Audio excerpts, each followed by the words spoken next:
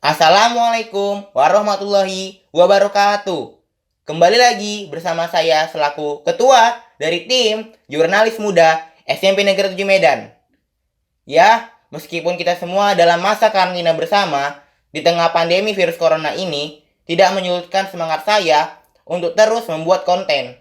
Eits, tunggu dulu. Namun, kali ini kita sedang tidak dalam acara Kritikus Tulus, melainkan di acara saya sendiri, yakni Filsuf Cerdik.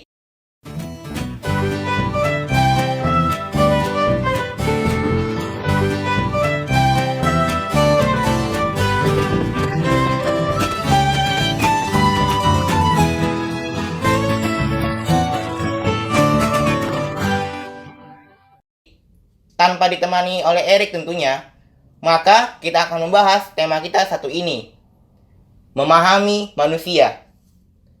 Manusia. Jika kita membicarakan tentang diri kita sendiri, ras kita sendiri, umat kita sendiri, golongan kita sendiri, atau sesuatu yang menurut ilmu biologi dinamakan sebagai Homo sapiens, hal yang terpikir di benak setiap orang saat memikirkan manusia secara keseluruhan mungkin akan berbeda-beda.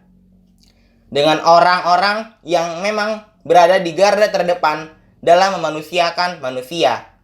Menjaga kemanusiaan itu tetap berdiri karena banyak dari mereka yang wujudnya manusia namun tidak mencerminkan sedikit pun kemanusiaan itu sendiri. Orang-orang tersebut akan mengatakan, jika manusia layaknya binatang buas yang siap menerkam siapapun menurut hawa nafsunya dan kesenangan yang ia rasakan. Manusia tersebut tidak lebih dari sekedar binatang berkulit orang. Namun, bagi siapapun yang menerima baik secara langsung maupun tidak langsung cinta dan kasih sayang dari seorang manusia, maka dirinya akan mempresentasikan manusia itu lebih dari malaikat suci.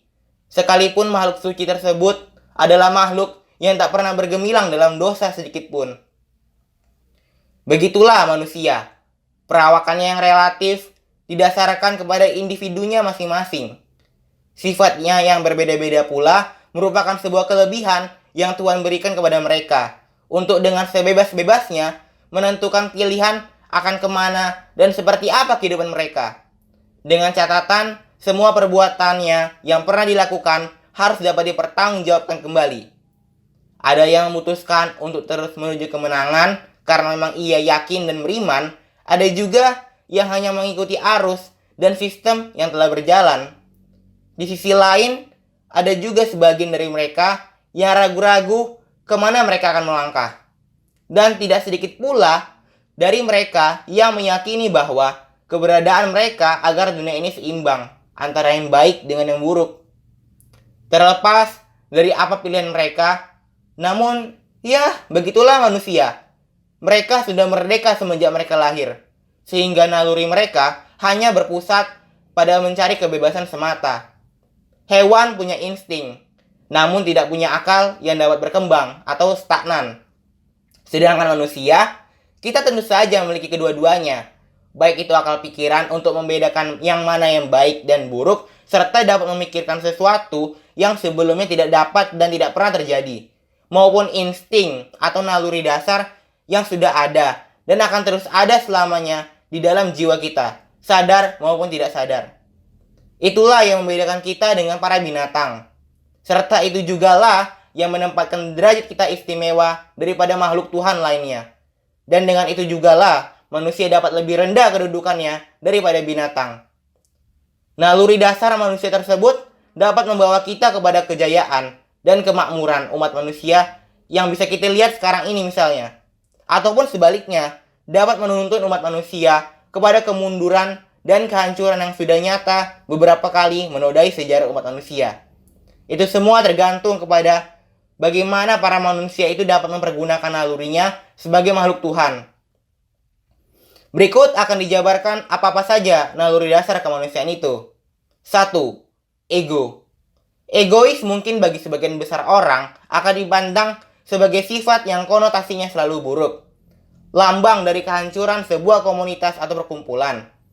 Karena manusia itu hidup bersosial, sehingga pastilah membuat komunitas dan berorganisasi.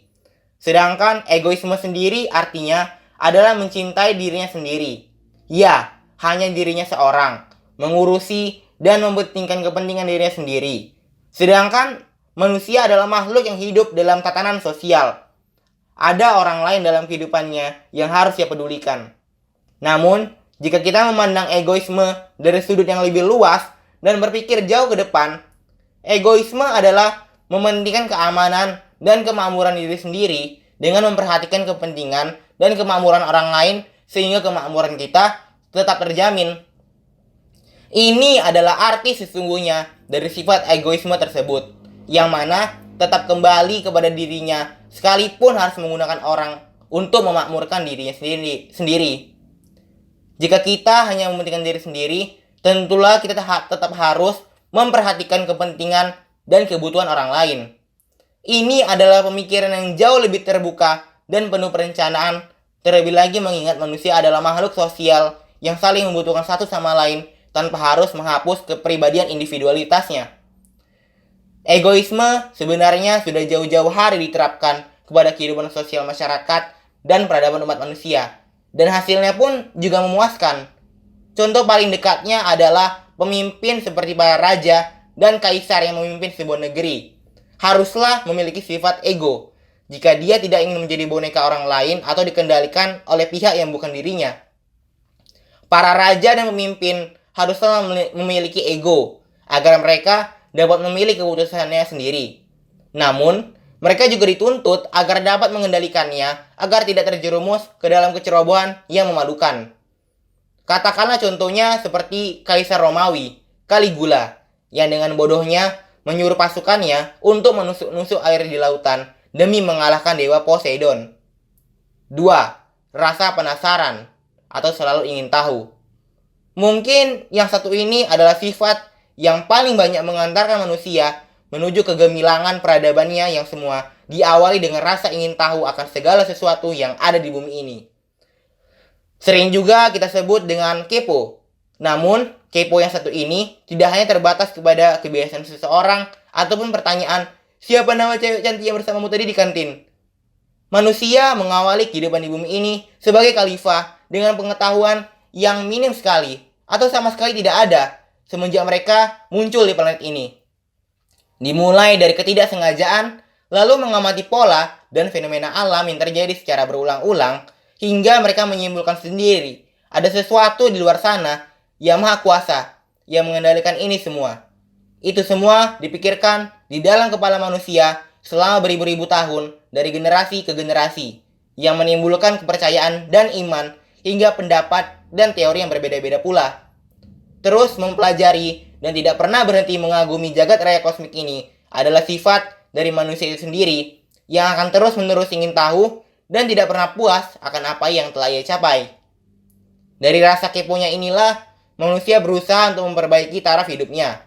Dari yang awalnya hidup nomaden atau berpindah-pindah dan mencari rezeki dengan cara berburu, lalu mulai menetap dan bercocok tanam, hingga sekarang ini dapat tinggal bersama di sebuah apartemen dan dapat mengendalikan bumi dan seisinya dengan mengendalikan dan mempelajari hukum fisika atau yang disebut juga sunatullah atau hukum alam.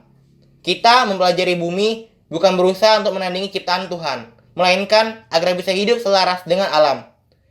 Hingga sekarang ini, detik ini juga, jika engkau mengira peradaban manusia sudah sangatlah maju, maka Anda salah.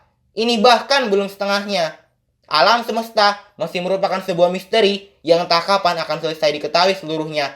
Namun kita sebagai manusia selalu dituntut untuk mempelajarinya dan menggali banyak rahasianya sebagai ibadah kepada Tuhan dan juga sebagai pengakuan akan maha besarnya Tuhan tersebut. Memang, ilmu manusia jika dibandingkan milik Tuhan tidak ada apa-apanya. Nah, justru itu, ketika kita tahu ilmu kita tidak akan mungkin sampai menyamai level Tuhan, maka kita sebebas-bebasnya untuk memanfaatkannya sebanyak mungkin tanpa takut akan melebihi Tuhan. Manusia tidak akan pernah berhenti untuk penasaran. Camkan itu baik-baik, sehingga sains akan sepenuhnya menjadi unlimited. Untuk kali ini, video kita akan dibagi ke dalam dua bagian. Kita sudah membahas dua naluri dasar umat manusia, sifat yang tidak akan pernah hilang dari manusia, dan yang menentukan manusia sukses atau tidak, tergantung bagaimana mereka mengendalikannya. Untuk part kedua videonya, kita akan membahas 3 sifat dasar manusia. Jadi, tunggu saja di video berikutnya.